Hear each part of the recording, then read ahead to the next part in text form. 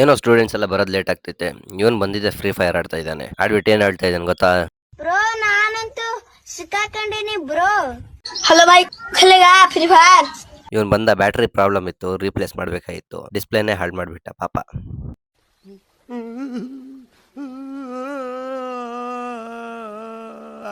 5 ನಿಮಿಷ ಅವನು ಓದ್ತಾನೆ, ಮತ್ತೆ ಅರ್ಧ ಅವರ್ ರೀಲ್ಸ್ ಸ್ಕ್ರೋಲ್ ಮಾಡ್ತಾನೆ. ಇದೇ ಆಯ್ತು ಇವಂದು. ಆಮೇಲೆ ಇವರು ಈ ಆಫ್ಟರ್ನೂನ್ ಬಂದಿದ್ರು. ಡಿಸ್ಪ್ಲೇ ಕಟ್ ಮಾಡಿ ಅಂದ್ರೆ ಪೊಲರೈಸ್ ಪೇಪರ್ ಜೊತೆನೆ ಕಟ್ ಮಾಡ್ಬಿಟ್ಟಿದ್ದಾರೆ. ಪೊಲರೈಸ್ ಪೇಪರ್ ಎಷ್ಟು ಇಂಪಾರ್ಟೆಂಟ್ ಅಂದ್ರೆ, ಅದಿಲ್ಲ ಅಂದ್ರೆ ನಮ್ ಪಿಕ್ಚರೇ ಕಾಣಿಸಲ್ಲ ನೋಡಿ. ಇವಾಗ ಇದನ್ನ ಇಟ್ರೆ ಪೋಕೋ ಅಂತ ಕಾಣಿಸ್ತಾ ಇದೆ, ಇವಾಗ ಅದನ್ನ ಇಟ್ಟಿಲ್ಲ ಅಂದ್ರೆ ಏನು ಕಾಣಿಸಲ್ಲ. Polarise paper important. क्या क्या बात कर रहे हैं?